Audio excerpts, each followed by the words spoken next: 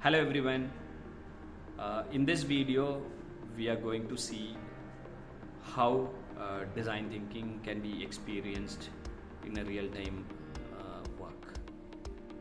Because often people used to learn the textbook or the reference material or with the YouTube playlist to understand much about design thinking.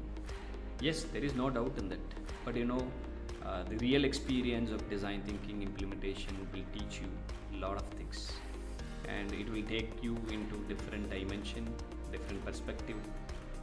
It will be really awesome when you do it as a practical or in a real time, when you solve the real time challenges with the help of design thinking.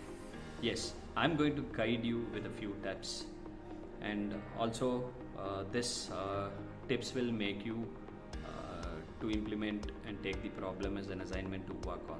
Alright, so first, to implement design thinking in the practical way, let you form a team actually.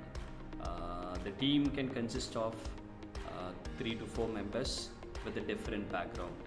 Different background in the sense, one may be from computer science, one may be from electrical engineering background, one may be from mechanical engineering, and likewise you should have a cross-functional team as a first step.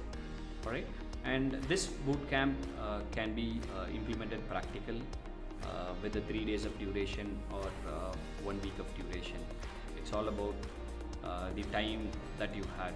Alright, so the first process is making your team 3 to 4 members in a team with the cross functionality, so that their thoughts will be different and a lot of questions will come when they work on.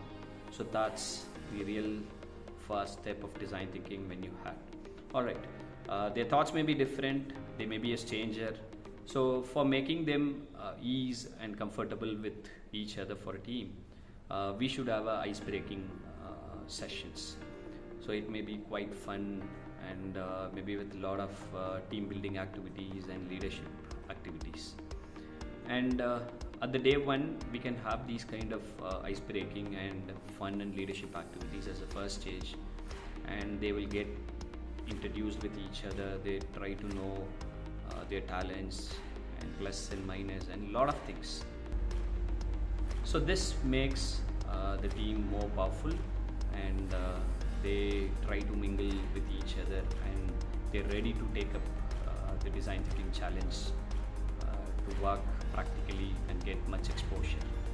Alright, and after the team building activities, like the facilitator or the design thinking coach can give a problem statement to each team, and the problem statement shall be generic, and the coach may explain what is the exact problems, because when you give the problem statement in a paper, the understandability of the team will be different. So to narrow it down, let the coach and explain what the problem exactly is. Alright, after explaining, put them in a real empathy mode, send them across and let them go to the problem, and they meet with the user who experience such problem. The problems may be like a traffic problem and a farmer's problem, and real world problems that may be human centered one. So let them go and do empathy, and guide them how to do an empathy with clear checklist, clear questionnaire, and everything to be mentored to the student teams, and prepare them well before you sending them. So give the checklist to them, questionnaire to them, ask them to go around and meet the people, meet the user, get their experience, and at the end of the session, so make the reflection of a student to everyone. So let the team can come forward and reflect their empathy and their learning out of it. So with the help of that empathy, the students team led together join and define it, who to whom their problem, what is the problem, where the problem is, how the problem is, like asking so many why question between them, so which makes them to understand and arrive the good problem statement out of the problem. Yes, this is very important. Arriving the problem center statement is very important. Then the team can brainstorm and listed down the ideas to solve the problem with the help of technology.